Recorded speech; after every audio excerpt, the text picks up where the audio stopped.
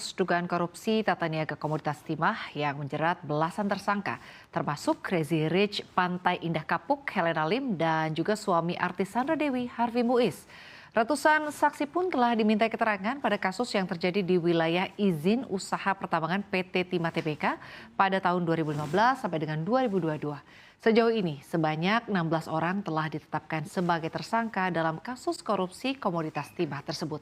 Lalu apa saja fakta-fakta dari kasus yang diduga mengakibatkan kerugian lingkungan hingga 271 triliun rupiah ini? Selengkapnya kita akan bahas bersama dalam fakta korupsi timah sebesar 271 triliun rupiah yang menjerat suami Sandra Dewi. Kita akan bahas dulu yang pertama pemirsa, ya Direktur Penyidikan Jaksa Agung Muda Pidana Khusus Jampitsus Kejagung, Kuntadi mengatakan Harvey menjadi tersangka akibat perannya sebagai selaku perpanjangan tangan dari PT RBT. Suami Sandra Dewi itu disebut pernah menghubungi mantan Direktur Utama PT Timah Tbk di tahun 2016 sampai dengan tahun 2021 MRPT alias RZ. Sebagaimana diketahui, Kejagung juga lebih dulu menetapkan MRPT sebagai tersangka dalam kasus yang sama. Kuntadi menyebut sempat Harvey melakukan pertemuan dengan RZ dan hasil pertemuan itu menyepakati kegiatan akomodir pertambangan liar tersebut dibalut dengan sewa menyewa peralatan proses peleburan timah.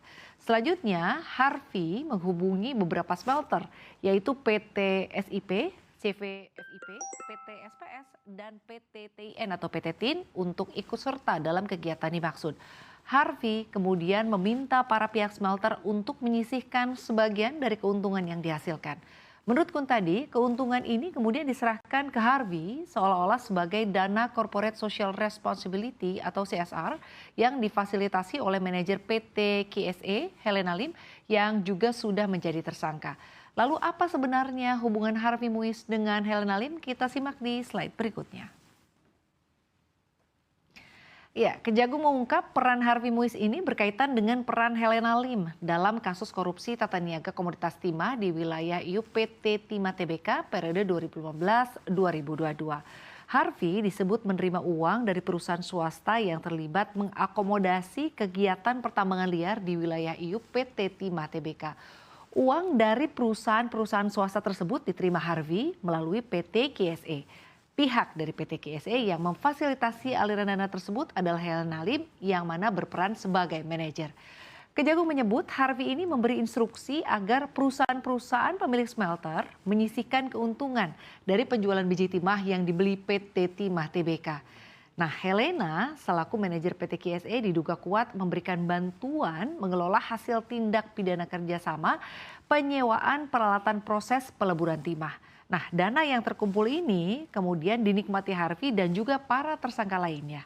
Lalu bagaimana sebenarnya duduk perkara dari kasus ini? Kita simak di slide berikutnya ya pemirsa. Nah, ini adalah duduk perkaranya. Kasus ini bermula pada tahun 2018 lalu di mana tersangka ALW selaku Direktur Operasi PT Timah Tbk periode 2017 sampai dengan 2018 bersama-sama dengan tersangka MRPT ini selaku Direktur Utama PT Timah Tbk dan juga tersangka EE selaku Direktur Keuangan PT Timah Tbk menyadari pasokan biji timah yang dihasilkan ini lebih sedikit dibandingkan dengan perusahaan smelter swasta lainnya. Dan hal itu diakibatkan oleh masifnya penambangan liar yang dilakukan dalam wilayah PT Timah Tbk. Atas kondisi tersebut, tersangka ALW ini bersama dengan tersangka MRPT dan juga tersangka EE yang seharusnya menindak kompetitor justru menawarkan pemilik smelter untuk bekerja sama dengan membeli hasil penambangan ilegal melebihi harga standar yang ditetapkan oleh PT Timah Tbk tanpa melalui kajian terlebih dahulu. Guna melancarkan aksinya untuk mengakomodasi penambangan ilegal tersebut, ALW bersama dengan MRPT ini dan juga EE kemudian menyetujui untuk membuat perjanjian seolah-olah terdapat kerjasama sewa menyewa peralatan prosesing peleburan timah dengan para smelter. Lalu bagaimana dengan kerugian yang ditimbulkan dari perkara ini? Kita simak di slide berikutnya pemirsa. Besar 271 triliun rupiah. Kasus korupsi yang melibatkan PT Timah Tbk dan banyak pihak lainnya ini memang mengakibatkan kerugian lingkungan yang diperkirakan ya atau mencapai 271 triliun rupiah. Kejagung menyampaikan kerugian lingkungan berdasarkan penghitungan ahli lingkungan dari Institut Pertanian Bogor, Bambang Hero Saharjo.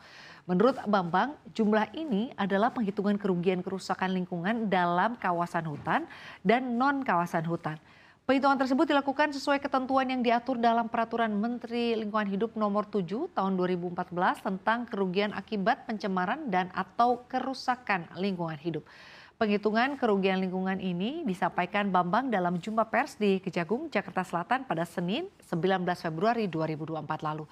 Menurut perincian Bambang, di kawasan hutan kerugian lingkungan ekologisnya itu sekitar 157,83 triliun atau ekonomi lingkungannya juga sebesar 60,27 triliun dan juga pemulihannya ini mencapai 5,25 triliun rupiah. Sehingga jika dihitung secara total ini untuk di kawasan hutan saja sudah mencapai 223,36 triliun rupiah. Sedangkan untuk kawasan non hutan ini biaya kerugian ekologisnya ini sebesar 25,87 triliun rupiah dan juga kerugian ekonominya ini sekitar 15,2 triliun rupiah dan serta pemulihan lingkungannya ini mencapai 6,63 triliun rupiah ya. Ini angka yang luar biasa fantastis. Jadi jika dihitung total ini kerugian untuk yang non kawasan hutan atau APL adalah sebesar 47,7 triliun rupiah pemirsa.